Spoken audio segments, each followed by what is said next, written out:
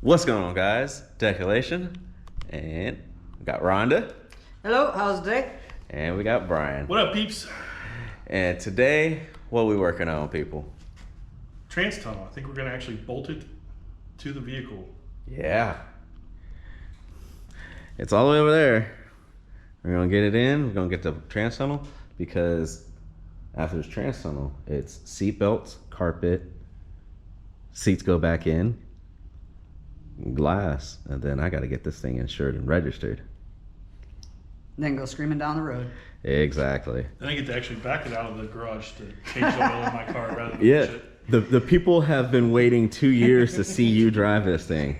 He made the promise to you guys 2 years ago that he was not going to drive it until it was done. Oh yeah, it's going to be fun. So we're going to get hot. Stay tuned.